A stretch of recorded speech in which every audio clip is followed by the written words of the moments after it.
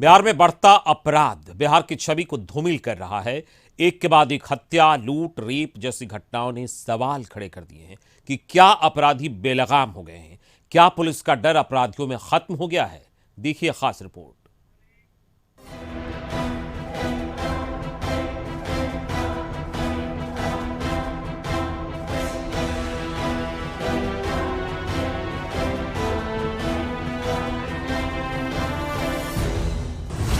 अपराध से दहली राजधानी, पटना में अपराध का तांडव, दिन दहाड़े हत्या और लूट। किसने दे रखी है बदमाशों को छूट? बिहार में ये बाढ़ का सीजन है, नदियां यहाँ उफान पर होती हैं। इस बार नदियों ने बेशक अब तक अपने तटबंध नहीं तोड़े हैं, लेकिन बिहार में अपराध की बाढ़ जरूर आ गई है। अपराधियों के हौसले उफान पर हैं, परवान पर हैं और उन्होंने जैसे क्राइम के सारे पुराने रिकॉर्ड तोड़ने की ठान ली है। न कानून का कोई डर, न खाकी का कोई खौफ। दिन दहाड़े सरे राह कत्ल जैसी संगीन वारदातों को बड़े इत्मीनान से अंजाम देकर वो चंपत हो जा रहे हैं और पुलिस हाथ पर हाथ मलती रह जा रही है। यकीन न हो तो इस सीसीटीवी फुटेज को गौर से देखिए। पटना के कुर्जी इलाके में गाड़ी से आ रहे नीलेश मुखिया की कार ये 4 बाइक सवार रोकते हैं और सरेराह नीलेश मुखिया पर अंधाधुंध फायरिंग करते हैं। वारदात को अंजाम देकर ये बड़ी बेफिक्री से बेखौफ निकल जाते हैं। 31 जुलाई को नीलेश मुखिया को खुर्जी में गोली मारी गई। सुबह 20 सड़क पर गोलियों से भून दिया गया। आनन फानन में घायल अवस्था में उन्हें कुर्जी होली फैमिली हॉस्पिटल ले जाया गया। यहाँ हालत गंभीर होता देख रूमन हॉस्पिटल में भर्ती किया गया। मैं इस समय रूमन हॉस्पिटल में हूँ। यहाँ उनके समर्थक हैं, हालांकि कोई कुछ बोलने को तैयार नहीं है। काफी हालत उनकी बहुत ही नाजुक बनी हुई है और स्थिति बहुत खराब बनी हुई है। 6 गोलियां निकाली गई हैं और अभी भी कह सकते हैं आईसीयू में रखा गया है। डॉक्टर का कहना है कि चूंकि कई पार्ट्स हैं वो पार्ट प्रभावित हुए हैं, लगातार इलाज किया जा रहा है और लगातार कह सकते हैं कि डॉक्टर की टीम लगी हुई है और होश में लाने का प्रयास किया जा रहा है। अपराधी कब पकड़े जाएंगे और डॉक्टर के प्रयास लगातार चल रहे हैं कि नीलेश मुखिया की जिंदगी बचा ली जाए। मामला पटना का है। जाहिर है हमलावरों की ये बेफिक्री पूरे पटना वासियों को फिक्रमंद करने वाली घटना है। ये पटना पुलिस के क्राइम कंट्रोल के दावे की कलाई खोलने वाला वाकया है। ऐसे में सवाल उठने लाजमी है, क्या पटना पुलिस का इकबाल खत्म हो गया है? क्या बीट पुलिसिंग नाकाम हो चुकी है? क्या पुलिस का इंटेलिजेंस ब्यूरो चादर तान कर सो रहा है? इन सवालों का जवाब पुलिस के आला अफसर और प्रशासन के हुक्मरान भले न दे सकें, ये वीडियो सब कुछ बता रहा है।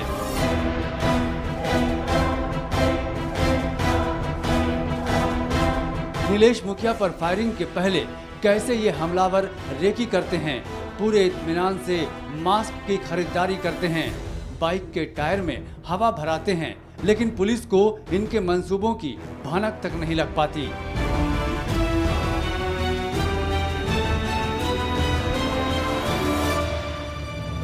गाड़ी घुमा रहा था, मुखिया जा रहे थे तब गाड़ी से घुमा है। इसके बाद लड़का बाइक में था, वो 2 बैठा था, वो था, उतरा था, वो बैठा था, वो उतरा है और उसके बाद तड़ गोली चलाना शुरू कर दिया है। ये वो लड़का था? 2 था। 2 लड़का? हाँ, वो बाइक चला ही रहा, एक स्लो में करने चालू करेगा और वो उतर के फायरिंग किया। जब वो पीछे से डिक्की खोलने लगे, दरवाजा खोल के निकलने लगा वो आदमी, तो उसको उतने देर में तो गाड़ी पे बैठा और फुर्सना भाग के फायरिंग करते हुए। पटना में अपराध और यहाँ की निढाल पड़ी पुलिस पर हम अपनी चर्चा तो जारी रखेंगे, पर आगे बढ़ने से पहले जरा नीलेश गोलीकांड के कुछ पहलुओं पर गौर कर लेते हैं। लोगों के जहन में ये सवाल पूरी शिद्दत से तैर रहा है कि आखिरकार नीलेश मुखिया को बीच सड़क पर गोली क्यों मारी गई। बताया जा रहा है कि हाल के दिनों में नीलेश मुखिया बालू के कारोबार में कूद पड़ा था, जिसके चलते कई लोगों से उसकी अदावत हो गई। उसे पहले भी धमकी दी गई थी, लेकिन इस धमकी के बारे में पुलिस को इत्तला नहीं दी गई। बहरहाल वजह जो भी हो, पुलिस ये दावा जरूर कर रही है कि जिसने भी इस गोलीकांड को अंजाम दिया उन्हें किसी भी सूरत में बख्शा नहीं जाएगा। पप्पू राय, भप्पू राय और गोरख राय, तीनों पता स्वर्गीय महेंद्र राय, इन लोगों को नामजद किया गया है और इनकी गिरफ्तारी के लिए पुलिस प्रयासरत है। ये तो फरार है सर या पूछताछ हो रही है? नहीं, अभी तो गिरफ्तारी नहीं हो पाई है, अभी फरार है। अभी तक के अनुसंधान में 5 व्यक्तियों की जो घटना स्थल पर उपस्थित थे शूटर के रूप में, उनकी पहचान की है। उधर नीलेश गोलीकांड के एक आरोपी पप्पू ने वीडियो जारी करके कहा कि यदि वो कसूरवार है, दोषी है तो उसे फांसी दे दी जाए और अगर नहीं तो फिर उसे परेशान न किया जाए। आपको बता दें कि पुलिस पप्पू की तलाश शिद्दत से कर रही है और वो वीडियो जारी कर खुद को निर्दोष बता रहा है।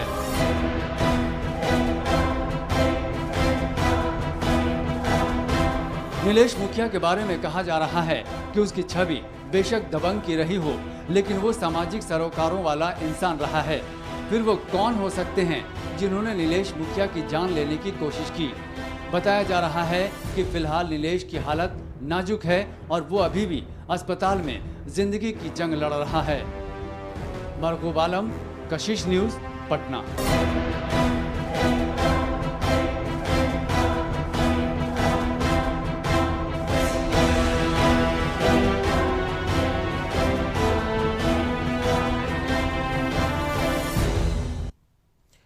और ऐसा नहीं कि अपराध का तांडव सिर्फ राजधानी पटना तक ही सीमित है। बिहार के लगभग हर हिस्सों में बेलगाम अपराध की घटनाएं हर दिन सामने आ रही है।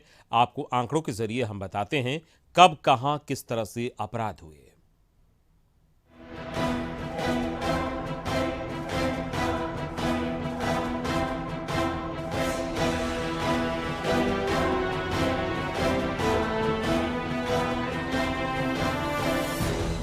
पटना की कानून व्यवस्था खस्ता हाल है। शहरवासी खौफजदा हैं और अपराधी बेखौफ। पुलिस के दावों के उलट वो रोजाना संगीन वारदातों को अंजाम दे रहे हैं। आलम यह है कि कानून तोड़ने वालों को हवालात की हवा खिलाने का खम ठोकने वाली खाकी महज हवा में ही तीर चलाती दिख रही है। आरोपी उनकी पकड़ से बाहर हैं। सड़क पर हत्याएं हो रही हैं, पंचायत में हत्या हो रही हैं, गांव में हत्याएं हो रही हैं, सड़क के किनारे लोग खड़े हैं, उन्हें गोली मारा जा रहा है। दावा है पटना पुलिस का कि हम अपराधी को पकड़ रहे हैं। हत्या के कई आरोपी पकड़े गए हैं, हत्या के प्रयास के कई आरोपी पकड़े गए हैं, लेकिन इन दावों से कुछ होने वाला नहीं है। शायद ध्यान देना पड़ेगा कि अपराध होने से पहले अपराधी पकड़े जाएं।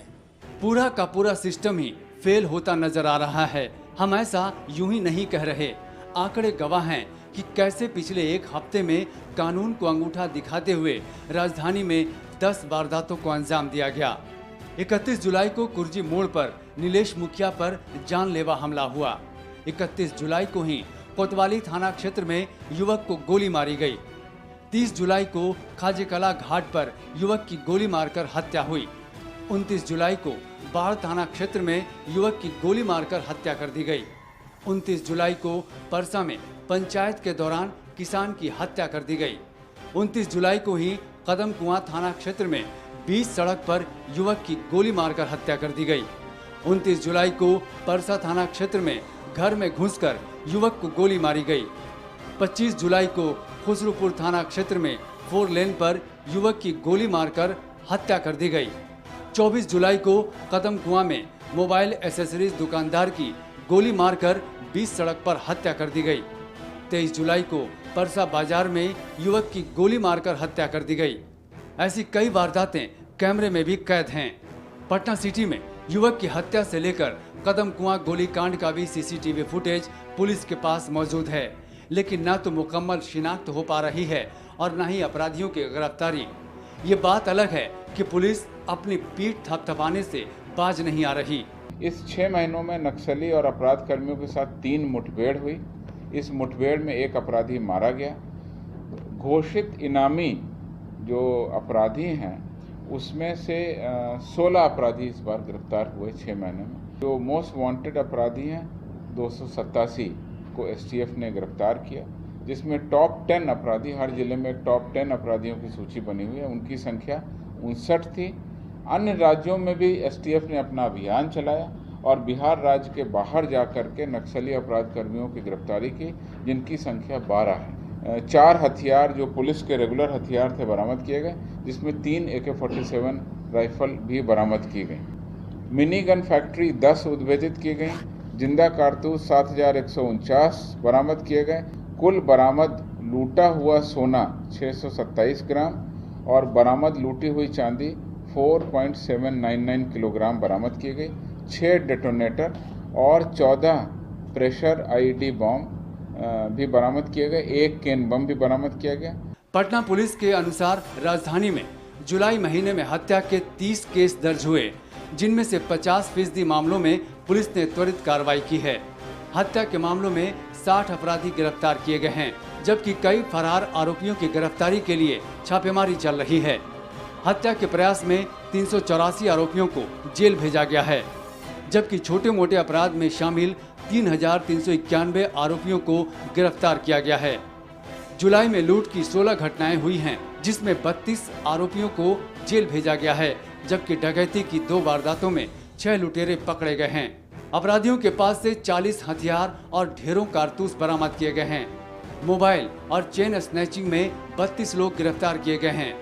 167 मोबाइल जब्त किए गए हैं। वाहन चोर गिरोह भी पटना में पूरी तरह सक्रिय हैं। पलक झपकते ही वो अपनी गाड़ियां कहां उड़ा ले जाएं, किसी को इसकी खबर तक नहीं लगती।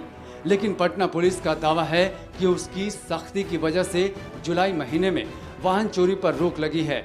पटना के सीनियर SP का दावा है कि यहां से हर महीने तकरीबन 600 गाड़ियां चोरी होती थी, लेकिन अब उसकी संख्या घट गई है।